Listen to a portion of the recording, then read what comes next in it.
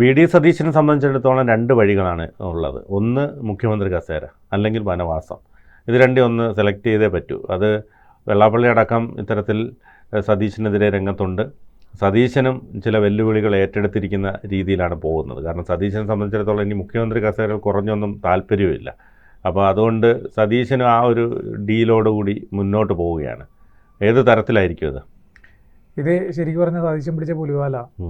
Vellappally Natesan 98 seat Congress UDF കിട്ടൂല, ഈ വെല്ലുവിളി ഏറ്റെടുക്കാൻ തയ്യാറാണോ എന്നുള്ള രീതിയിലൊക്കെ ഇപ്പോൾ 98 സീറ്റൊന്നും വേണ്ടല്ലോ, 71 സീറ്റ് പോരെ ശരിക്കും ഭരണത്തിൽ, അത് മതി എന്ന് പറഞ്ഞിട്ട് ഈ സംഭവം ഈ പ്രത്യേക സാഹചര്യം മനസ്സിലാക്കിയിട്ട് വി ഡി സതീശൻ തന്ത്രപരമായിട്ട് അതൊന്ന് ഒഴിഞ്ഞു മാറുന്നതായിരുന്നു നല്ലത്. ഞാനത് വെല്ലുവിളി ഏറ്റെടുക്കുന്നു. പിന്നെ അവരെ സംബന്ധിച്ചിടത്തോളം അവർക്ക് ഇതൊന്നും വലിയ കാര്യമുള്ള കാര്യമില്ല. കാരണം ഈ വി ഡി സതീശനെക്കാട്ടിയും വലിയ നേതാവാണ് കെ സുധാകരൻ. മുൻപ് ഉദുമയിൽ ഞാൻ മത്സരിച്ച് ജയിച്ചില്ലെങ്കിൽ ഞാൻ രാഷ്ട്രീയ വനവാസത്തിലേക്ക് പോകും, എൻ്റെ രാഷ്ട്രീയ ജീവിതം അവസാനിപ്പിക്കും എന്ന് പറഞ്ഞിട്ടുള്ള ആളാണ് ഈ പറഞ്ഞ കെ സുധാകരൻ. അതിനുശേഷം കെ സുധാകരൻ കണ്ണൂരിൽ മത്സരിച്ചു, കണ്ണൂരിൽ നിന്ന് ജയിച്ചു. ഇപ്പോൾ പറഞ്ഞ പോലെ KPCC പ്രസിഡൻ്റായി.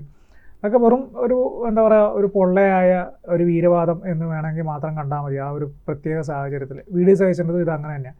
ഇവരെല്ലാവരും അടുത്ത തെരഞ്ഞെടുപ്പിൽ UDF അധികാരത്തിലെത്തും. അതുകൊണ്ട് മുഖ്യമന്ത്രിയാവാൻ വേണ്ടി കുപ്പായം തുന്നിയേക്കുന്ന ആളുകളാണ് ഈ പറഞ്ഞ വി ഡി സതീശനാണെങ്കിലും ചെന്നിത്തലയാണെങ്കിലും ഈ പറഞ്ഞ ഒരുവിധം കോൺഗ്രസിൻ്റെ പ്രമുഖരായ നേതാക്കളെല്ലാം. വി ഡി സതീശന് എങ്ങനെയാണ് പ്രതിപക്ഷ നേതാവിൻ്റെ സ്ഥാനം കിട്ടിയതെന്നുള്ളത് നമ്മൾ കണ്ടതാണ്. കരഞ്ഞ് കാല് പിടിച്ച് ബഹളം വെച്ചിട്ട് അവസാനം ശല്യം ഒഴിവാട്ടെ എന്ന് വെച്ചിട്ട് കൊടുത്തതാണ് വി ഡി സതീശനെ കൊണ്ട് പ്രതിപക്ഷ നേതാവ്.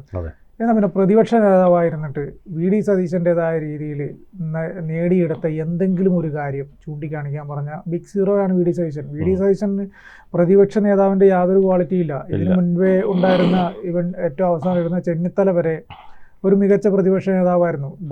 ഒരു ഭരണം നല്ല രീതിയിൽ നടക്കണമെങ്കിൽ ഒരു മികച്ച പ്രതിപക്ഷം ഉണ്ടാവണം. കേരളത്തെ സംബന്ധിച്ചിടത്തോളം അങ്ങനെ ഒരു സംവിധാനം കഴിഞ്ഞ കുറേ കാലങ്ങളായിട്ടില്ല. വി ഡി സതീശന് ഈ പറഞ്ഞതുപോലെ ഒരു കാര്യം പറഞ്ഞ് അതിൽ ഉറച്ചു നിന്ന് അത് ഒരു സ്റ്റാൻഡായി എടുത്തിട്ട് അതിലൊരു തീരുമാനം ഉണ്ടാക്കിപ്പിക്കാനുള്ള കഴിവില്ലാത്തൊരു നേതാവാണ് വി ഡി സതീശൻ. കാരണം വി ഡി സതീശൻ ഇത്രയും നാളായിട്ട് അങ്ങനെ ഒരു സംഭവം തെളിയിച്ചെടുത്തിട്ടില്ല എന്നുള്ളതാണ് അതിൻ്റെ അടിസ്ഥാനം. നമ്മൾ കണ്ടിട്ടില്ലല്ലോ കുറേ കാര്യങ്ങളിൽ വി ഡി സതീശൻ ഒരു നിലപാട് പറയും, പിന്നീട് കുറേ കഴിയുമ്പോൾ കുറച്ച് നാൾ കഴിയുമ്പോൾ നിങ്ങൾ വീഡിയോൻ്റെ കൊണ്ടുപോവാ എന്ന് പറഞ്ഞിട്ട് വെല്ലുവിളി നടത്തും, പിള്ളേർ അതിൻ്റെ വീഡിയോ എടുത്ത് കൊടുക്കും. പക്ഷേ ഇതൊന്നും വി ഡി സതീശനെ ബാധിക്കുന്ന കാര്യമല്ല. കാരണം രാഷ്ട്രീയ നേതാവ്, രാഷ്ട്രീയം നിലപാടുകളിൽ മാറ്റം വരിക എന്ന് പറഞ്ഞു കഴിഞ്ഞാൽ ഒരു നേതാവിനെ സംബന്ധിച്ചിടത്തോളം അയാൾക്ക് വരില്ല എന്നുള്ളതാണ് അർത്ഥം. ഇവിടെ വി ഡി സതീശൻ്റെ പ്രശ്നം എന്ന് വെച്ച് കഴിഞ്ഞാൽ വി ഡി സതീശൻ വെള്ളാപ്പള്ളിയുടെ വെല്ലുവിളി ഏറ്റെടുത്തിട്ട് ഞാൻ രാഷ്ട്രീയ വനവാസത്തിന് പോകും, 100 സീറ്റ് കിട്ടിയില്ല എങ്കിൽ രാഷ്ട്രീയ വനവാസത്തിന് പോകും എന്നാണ് പറഞ്ഞത്. ഈ കോൺഗ്രസിനോ അല്ലെങ്കിൽ UDFനോ ഈ കഴിഞ്ഞ എത്ര കാലഘട്ടത്തിലെ തെരഞ്ഞെടുപ്പിലാണ് 100 സീറ്റ് കിട്ടിയിട്ടുള്ളത്? ഇനി ഇതിന് മുൻപ് 100 സീറ്റ് കിട്ടിയിരുന്നു എങ്കിൽ പോലും ഇനി അങ്ങോട്ട് ഒരു കാരണവശാലും കിട്ടൂല. കാരണം കേരളത്തിൽ NDAയും BJPയും ഒരു മൂന്നാം മുന്നണിയായിട്ട് ശക്തി പ്രാപിച്ചുകൊണ്ടിരിക്കുന്ന സമയമാണ്. CPMന് അവരുടേതായ അടിസ്ഥാന വോട്ടുകളുണ്ട്, അവരുടെ ഉറച്ച മണ്ഡലങ്ങൾ. അതായത് 80 സീറ്റുകളിൽ CPMന് 10,000-ന് മുകളിൽ ഭൂരിപക്ഷമുള്ള 80 സീറ്റുകൾ നിലവിലുണ്ട്. ബാക്കി ഉള്ളൊരു 10 സീറ്റാണ് ഈ പറഞ്ഞതുപോലെ ഒരു 5,000-ൽ താഴെ ഭൂരിപക്ഷം ഉള്ളത്. അപ്പോൾ അതുകൊണ്ട് ഈ 80 സീറ്റ് നന്നായി പണിയെടുത്താൽ അവർക്കത് ഒരുപക്ഷെ നിലനിർത്താൻ പറ്റും. അല്ലെങ്കിൽ ഒരു 70 ആയാലും അതിൽ താഴുന്ന പ്രശ്നമില്ല. അല്ല, അതാണ് അത് ഈ സാധാരണക്കാരായ ആളുകൾക്ക് അത് മനസ്സിലാകുന്നുണ്ട്. വി ഡി സതീശന് ഇപ്പോഴും മനസ്സിലായിട്ടില്ല. വി ഡി സതീശൻ ഇപ്പോഴും വിചാരിക്കുന്നത് 100 സീറ്റ് UDFനുണ്ട്. എങ്ങനെ കിട്ടും 100 സീറ്റ്? ഒരു 40-50 സീറ്റ് കിട്ടിയാൽ ഭാഗ്യം എന്ന് കൂട്ടിയാൽ മതി. അടുത്ത തവണ ഉറപ്പായിട്ടും BJP ഒരു കുറേ മണ്ഡലങ്ങളിലെങ്കിലും 2ാം സ്ഥാനത്ത് വരുന്നുള്ള കാര്യത്തിൽ ഒരു തർക്കവുമില്ല. കാരണം അവരുടെ ഗ്രൗണ്ട് വർക്ക് ഇപ്പോഴേ തുടങ്ങിയിട്ടുണ്ട്. 2026 തെരഞ്ഞെടുപ്പിന് ഇപ്പോഴേ ഒരു 50-60 മണ്ഡലങ്ങളിലേക്ക് സ്ഥാനാർത്ഥികളെ പ്രഖ്യാപിച്ചിട്ട് സ്ഥാനാർത്ഥികളുടെ പര്യടനവും അവരുടെ പ്രവർത്തനമൊക്കെ ഇപ്പോഴേ തുടങ്ങാനുള്ള തീരുമാനം BJP എടുത്തിട്ടുണ്ട്. അപ്പോൾ BJPക്ക് അതിനുള്ള കെൽപ്പുണ്ട്, അതിനുള്ള സാമ്പത്തിക ശേഷിയുണ്ട്. സ്വാഭാവികമായിട്ടും BJP ആ ഒരു കാര്യം നടപ്പിലാക്കുകയും ചെയ്യും. അവർ കൃത്യമായിട്ട് പ്രവർത്തനങ്ങൾ നടത്തുകയും ചെയ്യും. അവരുടെ കയ്യിൽ ലിസ്റ്റുണ്ട് എത്ര മണ്ഡലങ്ങളിൽ നമുക്ക് ജയിക്കാൻ സാധിക്കും. ഇനി ജയിക്കാൻ സാധിക്കില്ലെങ്കിലും 2ാം സ്ഥാനത്തെത്തുന്ന എത്ര മണ്ഡലങ്ങളുണ്ട്, എത്ര വോട്ടിൻ്റെ വ്യത്യാസമുണ്ട്, മറ്റ് രാഷ്ട്രീയ പാർട്ടികളോ അല്ലെങ്കിൽ മുന്നണികളുമായിട്ട് നമുക്ക് എത്ര വോട്ടിൻ്റെ വ്യത്യാസമുണ്ട്.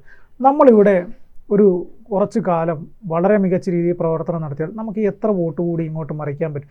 അങ്ങനെയല്ലേ ഒരു പൊളിറ്റിക്കൽ സ്ട്രാറ്റജി ഉണ്ടാക്കുക. ആ സ്ട്രാറ്റജിയിലാണ് BJP വർക്ക് ചെയ്യുന്നത്. BJP കറക്റ്റ് പ്ലാനിലാണ് അത് വർക്ക് ചെയ്യുന്നത്. CPM അതുപോലെ തന്നെയാണ്. അതെ, CPM ഞാൻ ഈ പറഞ്ഞതുപോലെ 80 സീറ്റുകളിൽ അവർക്ക് വ്യക്തമായ ആധിപത്യമുണ്ട്. അപ്പോൾ ഈ 80 സീറ്റുകൾ എങ്ങനെ നിലനിർത്തുക എന്നുള്ളതാണ് അവർ നോക്കുന്നത്. ബാക്കി ഭൂരിപക്ഷം കുറഞ്ഞ മണ്ഡലങ്ങളിൽ പ്രവർത്തനം നന്നായി അവർ നടത്തുന്നുണ്ട്. അതോടൊപ്പം തന്നെ അവിടെ മികച്ച സ്ഥാനാർത്ഥികളെ നിർത്താനുള്ള ശ്രമമുണ്ട്. BJP ആകട്ടെ ഈ പറഞ്ഞതുപോലെ അത് വ്യാജമെന്നൊക്കെ പറയുന്നെങ്കിൽ പോലും സ്ഥാനാർത്ഥി ലിസ്റ്റ് പരിശോധിച്ചാൽ പോലും ഈ പറഞ്ഞതുപോലെ നേമത്ത് രാജീവ് ചന്ദ്രശേഖറും വട്ടിയൂർക്കാവിൽ പത്മജ വേണുഗോപാലും കഴക്കൂട്ടത്ത് മുരളീധരനും അതുപോലെ തന്നെ കായംകുളത്ത് ശോഭാ സുരേന്ദ്രനും മഞ്ചേശ്വരത്ത് K സുരേന്ദ്രനും തൃശ്ശൂർ അടക്കമുള്ള മണ്ഡലങ്ങളിൽ ഈ MD രമേശ് അടക്കം അത്തരത്തിൽ ഒരു വലിയ പ്ലാൻ അവർ ചെയ്യുന്നുണ്ട്. അതിൽ ഈ പറഞ്ഞതുപോലെ ഒരു 7-8 സീറ്റ് പിടിക്കാനുള്ള എല്ലാ പദ്ധതികളും അവരാവിഷ്കരിച്ച് കഴിഞ്ഞു. ഈ 8 സീറ്റ് പിടിക്കുന്നു എന്ന് പറഞ്ഞു, പോട്ടെ ഒരു 5 സീറ്റ് BJP പിടിക്കുന്നു എന്ന് വിചാരിക്കുക. ഈ 5 സീറ്റ് CPM-ന്റെ ആയിരിക്കില്ലല്ലോ, അല്ല കോൺഗ്രസിന്റെ ഭൂരിപക്ഷമുള്ള സീറ്റുകളല്ലേ പിടിക്കൂ. അതെ അതെ അതെ. അപ്പോൾ ഇപ്പോൾ കോൺഗ്രസിന് എത്ര സീറ്റ് ഉണ്ട്? അതിനകത്ത് 5 എണ്ണം പോയോ? വീണ്ടും പോയി. ഇപ്പോഴും BD സതീശന് ഇതിന്റെ എന്താ സത്യാവസ്ഥ അടിസ്ഥാനപരമായിട്ട് ഇപ്പോഴത്തെ രാഷ്ട്രീയ സാഹചര്യം എന്താണെന്ന് മനസ്സിലായിട്ടില്ല.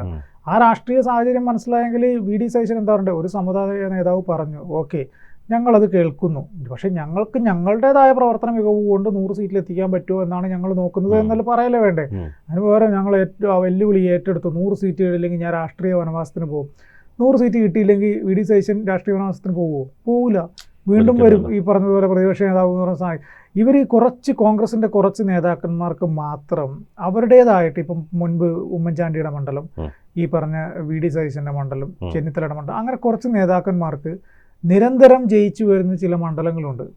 ആ മണ്ഡലങ്ങളിൽ നിന്ന് അവർ ജയിക്കും എന്നുള്ള ഉറപ്പുള്ളതുകൊണ്ടാണ്. അത് ലീഗിൻ്റെ മാത്രമേ കൃത്യമായി പറയാൻ പറ്റൂ. ബാക്കിയെല്ലാം ആടി ഉലഞ്ഞ് നിൽക്കുന്ന മണ്ഡലങ്ങൾ തന്നെയാണ്. ഈ പറഞ്ഞ പോലെ ഉമ്മൻചാണ്ടിയുടെ മണ്ഡലവും ഒരുപക്ഷെ പറയാം, പക്ഷേ ഈ പറഞ്ഞ സതീശൻ്റെ മണ്ഡലവും രമേശിൻ്റെ മണ്ഡലവും ഒന്നും അങ്ങനെ പറയാനൊന്നും പറ്റില്ല. അല്ല, അങ്ങനെ ഒരു ഉണ്ടെങ്കിൽ തന്നെ അങ്ങനെ ഒരു ധൈര്യത്തിന്റെ പുറത്താണ് ഇവർ ഇത് പറയുന്നത്. ശക്തമായ സ്ഥാനാർത്ഥികളെ നിർത്തിക്കഴിഞ്ഞാൽ നല്ല ടൈറ്റ് ഫൈറ്റ് വരാനുള്ള സാധ്യത. പക്ഷേ ഈ പറഞ്ഞതുപോലെ അങ്ങനെ വന്നു കഴിഞ്ഞാൽ പോലും എനിക്ക് തോന്നുന്നില്ല ഇനി അടുത്ത തവണ മുഖ്യമന്ത്രി സ്ഥാനം പോയിട്ട് പ്രതിപക്ഷ നേതാവ് സ്ഥാനം പോലും BD സതീശന് കിട്ടും. അതൊരിക്കലും കിട്ടത്തില്ല. കാരണം ഒരു തവണ കൂടെ ഭരണം പോയി കഴിഞ്ഞാൽ എന്തായാലും പ്രതിപക്ഷ നേതാവ് സ്ഥാനത്ത് പിന്നിരിക്കാൻ പറ്റില്ലല്ലോ. ചെന്നിത്തല പോലും എന്തെല്ലാം ഫൈറ്റ് ചെയ്തു, പക്ഷെ നടന്നില്ലല്ലോ. അത് നടക്കില്ല. അതാ ഇപ്പോഴും ഈ ഗ്രൗണ്ട് റിയാലിറ്റി എന്താണ്, ആളുകളുടെ പൾസ് എന്താണെന്ന് മനസ്സിലാക്കാൻ പറ്റാത്തത് കൊണ്ടാണ് ഇവർക്ക് ഇപ്പോഴും ഈ പറഞ്ഞ അടുത്ത തെരഞ്ഞെടുപ്പിൽ നമുക്ക് ഭൂരിപക്ഷം കിട്ടി നമ്മൾ 100 സീറ്റ് നേടിയിട്ട് അധികാരത്തിൽ വരും എന്ന് പറയുന്നത്. അപ്പോൾ ബിൻചേട്ടൻ പറഞ്ഞതുപോലെയാണെങ്കിൽ ഇവർക്ക് 100 സീറ്റ് കിട്ടുവാണെങ്കിൽ CPM-ന്റെ 40 സീറ്റ് പോകണ്ടേ, അപ്പോഴല്ലേ 100 സീറ്റിലേക്ക് എത്തുള്ളൂ. അപ്പം 100 സീറ്റ് ഇവർക്ക് കിട്ടിക്കഴിഞ്ഞാൽ അപ്പം BJP പണ്ടെടുക്കുന്നത് വെറുതെ ആവുമോ? BJP എന്തായാലും കുറേ സീറ്റുകളിലെങ്കിലും 2ാം സ്ഥാനത്തേക്ക് വരും എന്ന കാര്യത്തിൽ ഒരു തർക്കവുമില്ല. അവർ കൃത്യമായിട്ട് അവരുടെ പദ്ധതികൾ നടപ്പിലാക്കാൻ അവരുടെ പ്ലാൻ സ്കെച്ച് ഇട്ടിട്ട് അവരെങ്ങനെയാണ് വർക്ക് ചെയ്യേണ്ടതെന്നുള്ളത് കൃത്യമായിട്ട് അവർ പ്ലാൻ ചെയ്തിട്ടുണ്ട്. അത് BJP-യും കോൺഗ്രസും തമ്മിലൊരു ശക്തമായ മത്സരത്തിനേക്കുള്ള സാധ്യതകളുണ്ട്. അത് ഇപ്പോഴും കോൺഗ്രസിനെ സംബന്ധിച്ചിടത്തോളം, പ്രത്യേകിച്ച് VD സതീശൻ എന്ന പ്രതിപക്ഷ നേതാവിനെ സംബന്ധിച്ചിടത്തോളം ഇപ്പോഴും കാര്യങ്ങൾ മനസ്സിലായിട്ടില്ല എന്നുള്ളതാണ്. ഇനിയെങ്കിലും അവർക്ക് എന്താണ് ഇപ്പോൾ ഗ്രൗണ്ട് റിയാലിറ്റി എന്ന് മനസ്സിലാക്കി പ്രവർത്തിക്കാൻ പറ്റുവാണെങ്കിൽ ഇപ്പോഴുള്ള സീറ്റുകളെങ്കിലും ചിലപ്പോൾ നിലനിർത്താൻ പറ്റി എന്ന് വരാം. ഭരണത്തിലെത്തണം എങ്കിൽ ഇവർ ഈ പണിയൊന്നും എടുത്താൽ ഭരണത്തിലെത്തൂല. കൂടുതൽ വാർത്തകളും വിശേഷങ്ങളും നിങ്ങളിലേക്ക് എത്താൻ ABC മലയാളം സബ്സ്ക്രൈബ് ചെയ്യുക, ബെൽ ബട്ടണും അമർത്തുക.